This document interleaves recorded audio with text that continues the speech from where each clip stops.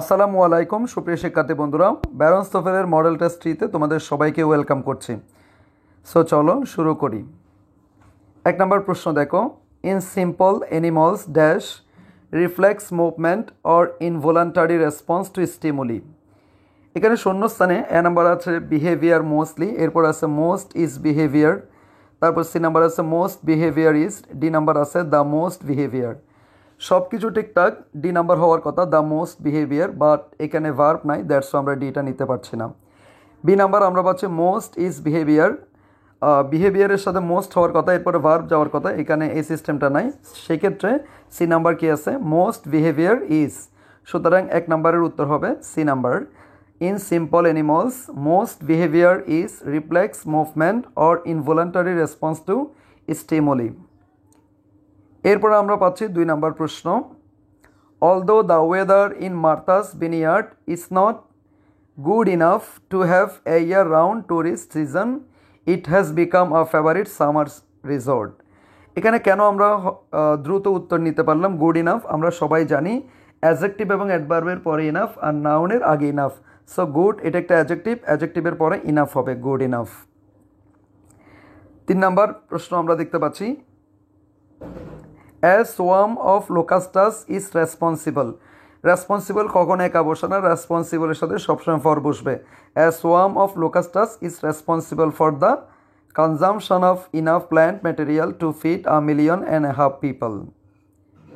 এরপরে আসো 4 নম্বর, oyster. Oyster farming has been practiced. এটা একটা প্যাসিভ ভয়েস, কারণ oyster farming মানে শামুকের যে চাষাবাদ সেটাকে বোঝানো হচ্ছে। সো শামুকের চাষাবাদ নিজে নিজে তো এটা প্র্যাকটিস হয় না, এটা মানুষের প্র্যাকটিস করে, that's why it will B oyster farming has been practiced in most parts of the world for many years. অনেক বছর ধরে প্র্যাকটিসড, এটা ফার্স্ট পার্টিসিপল ফর্ম হবে, বি নাম্বার। এরপর আসো 5 number, it was Shirley Temple black. অনেকে black দেখে মনে করতে পারে এটা কোনো একটা জায়গা, কোনো একটা বস্তু, এরকম কিছু, বাট এটা একটা ব্যক্তি। শার্লি টেম্পল ব্ল্যাক এটা একটা ব্যক্তি, তো ব্যক্তির জন্য আমরা রিলেটিভ প্রনাউন ব্যবহার করব who. So it will be it was Shirley Temple Black who represented, যে প্রতিনিধিত্ব করেছিল her country in the United Nations and later became an ambassador, পরবর্তীতে তিনি অ্যাম্বাসেডর হয়েছিলেন। এরপর আসো 6 নম্বর প্রশ্ন, according to the wave theory dash population of the Americans may have been the result of a number of separate migrations. Okay, so আমরা এখানে দেখতে পাচ্ছি পপুলেশন অফ আছে, আমরা সবাই জানি দি এবং অফের মাঝখানেই নাউন বসে। সো যেহেতু এখানে নাউন আছে তাহলে অফ এবং দি থাকবে, তাহলে এখানে হবে এ number D. According to the wave theory the population of, এরকমই হবে। এরপর আসে 7 নম্বর প্রশ্ন, it is presumed that rules governing the sharing of food influenced the way. এটা কাকে ইনফ্লুয়েন্স করেছে? ওই পদ্ধতিকে ইনফ্লুয়েন্স করেছে। সুতরাং এ এবং বিতে এরকম নাই, সুতরাং আমরা পরবর্তী প্রশ্ন দিচ্ছি সি এবং ডিতে দেখতে পাচ্ছি দ্য ওয়ে, হুইচ ওয়ে, তাহলে এটা হবে the way. Influence the way, ওই মেথডকে প্রভাবিত করেছিল, সুতরাং ভার্বের পরে অবজেক্ট বসবে, সুতরাং এখানে the way object.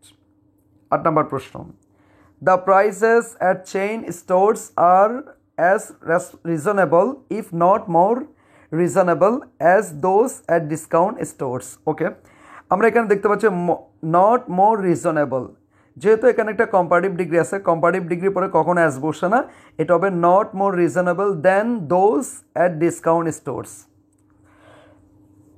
9 number, historically there has been only 2 major factions. আমরা দেখতে পাচ্ছি there has been only 2 major factions, only 2 major factions, এখানে সাবজেক্ট, এটা যেহেতু ফ্লোরাল সুতরাং ভার্ব উইল বি ফ্লোরাল, এটা হবে দেয়ার হ্যাভ বিন। দেয়ার যুক্ত সেন্টেন্সের ক্ষেত্রে ভার্বের পরে সাবজেক্ট থাকে, সো এখানে অনলি 2 মেজর ফ্যাকশনস, এটা ফ্লোরাল, সেক্ষেত্রে এটা হবে there have been. There have been only 2 major factions in the Republican party, the liberals and the conservatives. 10 number, Whitman wrote leaves of grass as a tribute to the Civil War soldiers who had laid on the battlefield. তাহলে on the battlefield এটা একটা adverbial phrase, so আমরা যেহেতু ভার্বের পরে একটা adverb দেখে ফেলেছি সেক্ষেত্রে ধরে নিতে হবে এখানে কোনো অবজেক্ট নাই। তো অবজেক্ট না থাকলে কখনো ল্যার রিলেটেড কোনো কিছু হবে না। ল্যার ফার্স্ট পার্টিসিপল হচ্ছে লেট, সুতরাং লে হচ্ছে ট্রান্সিটিভের ক্ষেত্রে বা লেডও ট্রান্সিটিভের ক্ষেত্রে ব্যবহৃত হয়। সো সেই ক্ষেত্রে আমরা হ্যাড লেড ব্যবহার না করে আমরা ব্যবহার করব হ্যাড লেইন। লেইন এসেছে মূলত লাই থেকে, আর লেট এসেছে মূলত লে থেকে। সো লে বা লেট এটা ট্রান্সিটিভের ক্ষেত্রে ব্যবহৃত হয়, লাই অথবা লেইন এগুলো ইনট্রান্সিটিভের ক্ষেত্রে ব্যবহৃত হয়। সো এই সেন্টেন্সে কোনো অবজেক্ট আমরা পাচ্ছি না, দ্যাটস এটা হবে had lain on the battle fields and whom he had seen while serving as an army nurse. 11 number, calculus an elegant and economical symbolic. সুতরাং ডিরেক্টলি এখানে একটা আর্টিকেল বসে যাবে, that an, it is an, is an এগুলো হবে না। Calculus সম্পর্কে একটা ইনফরমেশন দিচ্ছে। An elegant and economical symbolic system can reduce complex problems to simple terms. যেহেতু এটা একটা পজিটিভ রূপে বসেছে, সুতরাং ডিটারমিনার দিয়ে শুরু করতে হবে, এখানে সি নাম্বারের উত্তর হবে। 12 number, Canada does not require that US citizens obtain passport to enter the country and Mexico does not either. এটা আসছে আমাদের নেগেটিভ এগ্রিমেন্ট থেকে, ডাজ নট আইদার হবে, ডাজ নট নেইদার কখনো হবে না।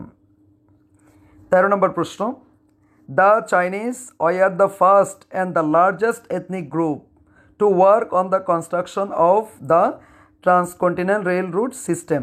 যেহেতু এটা একটা অনেকগুলো উপজাতিদের মধ্যে বোঝাচ্ছে, গ্রুপের মধ্যে বোঝাচ্ছে, দ্যাটস এটা লার্জেস্ট হবে, the first and the largest, the first and the largest.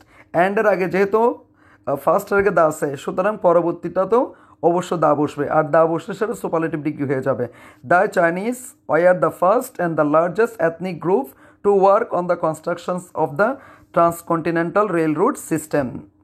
14 number, the range of plant life on a mountain site is a results.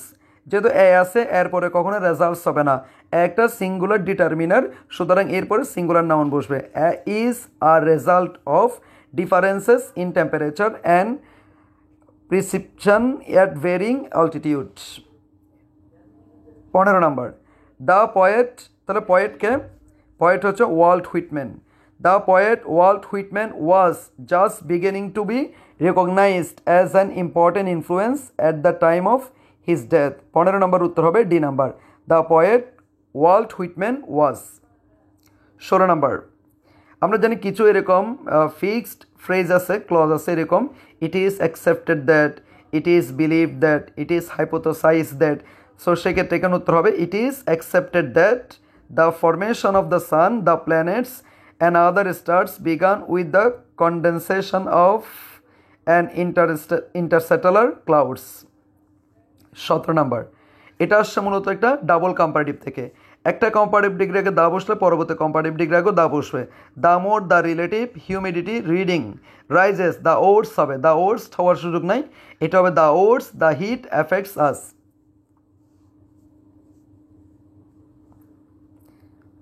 18 নম্বরটা দেখো প্রিয় শিক্ষার্থীরা, because correlations are not causes statistical data which are extremely easy to misuse.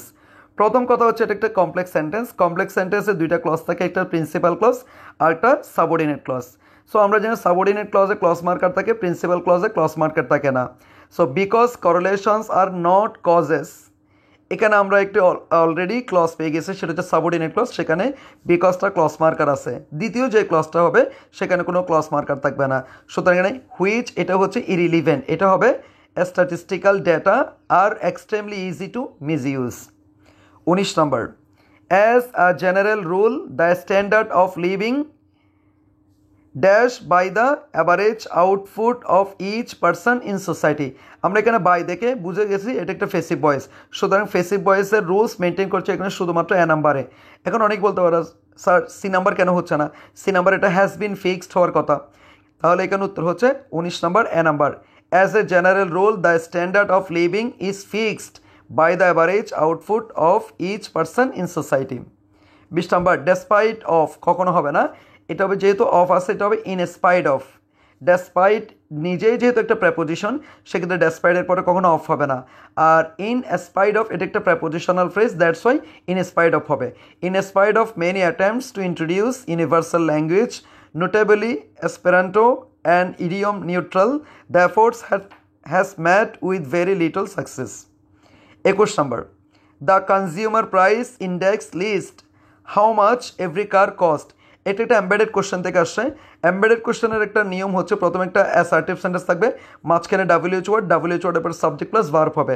The consumer price index list, এখানে যেহেতু assertive sentence হয়ে গেছে, how much WH word, every car subject, cost হচ্ছে verb, মিলে গেছে। 22 number, as every other nation, অন্যান্য জাতির মতো, তাহলে মতো বোঝানোর জন্য আমরা লাইক ব্যবহার করি, লাইক এভরি আদার নেশন, অন্যান্য জাতির মতো। দ্য ইউনাইটেড স্টেটস এরা সংজ্ঞায়িত করতে অভ্যস্ত it's unit of currency the dollar in terms of gold standard. 23 number, the fort theatre where Lincoln was shot, যেখানে লিঙ্কনকে মারা হয়েছিল, মাস্ট হ্যাভ বিন রিস্টোর্ড, এটা অবশ্যই রিস্টোর করতেই হবে। তাহলে C number, must have been restored, এটা ফেসিভে আছে। 24 number, John Dewey thought that, যেহেতু দ্যাটের আগে থট আছে ফার্স্ট টেন্স, পরবর্তীটাও ফার্স্ট টেন্সে হবে। John Dewey thought that children would learn better through participating in experiences rather than through listening to lectures. 25 number, some methods to prevent, কিছু method রয়েছে প্রতিরোধ করার জন্য সয়েল ইরোশন আর flowing parallel with the slopes of hills planting, যেহেতু আগে flowing আছে পরেরটাও কী হবে, প্ল্যান্টিং হবে, এটাকে বলা হচ্ছে প্যারালালিজম। সো সেই পর্যন্ত ভালো থাকো, সুস্থ থাকো, আর ক্লাসটি ভালো লেগে থাকলে আমাদের চ্যানেলটা সাবস্ক্রাইব করে সাথে থাকো। সো সেই পর্যন্ত ভালো থাকো, আসসালামু আলাইকুম রহমতুল্লাহ।